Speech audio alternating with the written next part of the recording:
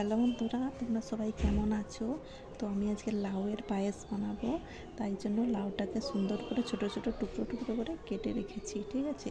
তো লাউয়ের পায়েস বানাতে গেলে লাগবে লাউ কাটা, তারপরে লাগবে দুধ, তারপরে লাগবে দুধ তারপরে লাগবে কিশমিশ কিশমিশ লাগবে, তারপরে এলাচ লাগবে, ঠিক আছে। তো আমি আজকে লাউয়ের পায়েস বানাবো। তো লাউয়ের পায়েসটা আমি কীভাবে বানাই তোমাদেরকে পুরো রেসিপিটা আমি আজকে বলবো। তো তোমরা দেখতে থাকো, চলো লাউয়ের পায়েসটা আমি কীভাবে বানাই, ঠিক আছে। চলো দেখতে থাকো। তো চলো বন্ধুরা, দেখে নাও। কড়ার মধ্যে অল্প করে একটু তেল দিয়ে দিয়েছি। তারপর আমি এই পুরো লাউটাকে পুরো কড়ার মধ্যে দিয়ে দেবো, ঠিক আছে।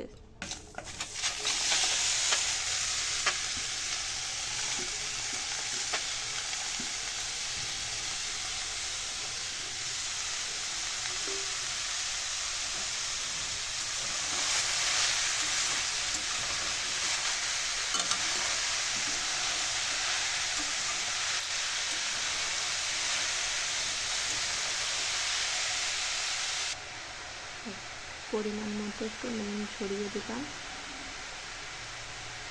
পরিমাণ মতো নুন দিয়ে সুন্দর করে এবার এটাকে সেদ্ধ করতে দেবো, নেড়ে নেড়ে সেদ্ধ করবো।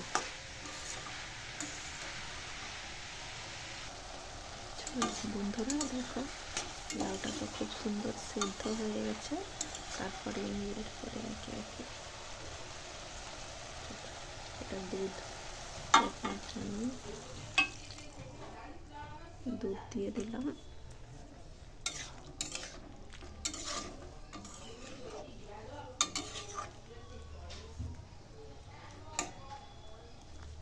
এরপরে দুধ দিয়ে দিলাম।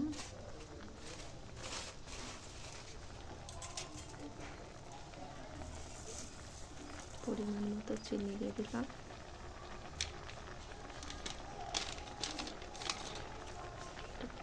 এলাচ গুঁড়ো, পরিমাণ মতো এলাচ গুঁড়ো দিয়ে দিলাম।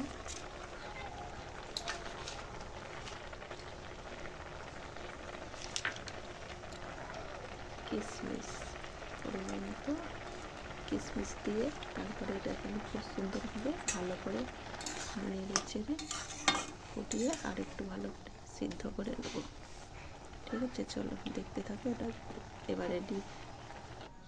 তো বন্ধুরা চলো দেখতে থাকো, আমার তো লাউয়ের পায়েস রেডি হয়ে গেছে। তো তোমরা কে কে লাউয়ের পায়েস খেতে পছন্দ করো বা তোমাদের কার কার লাউয়ের পায়েস খেতে ভালো লাগে, তো প্লিজ তোমরা সবাই আমার ভিডিওটা দেখে শেয়ার করবে।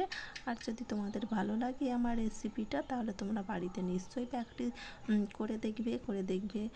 তারপরে হচ্ছে গিয়ে একটা লাইক করবে, শেয়ার কমেন্ট করবে যে আমার এই লাউয়ের পায়েস রেসিপিটা তোমাদের কেমন লেগেছে। তোমরা প্লিজ আমাকে কমেন্ট করে বলবে, ঠিক আছে।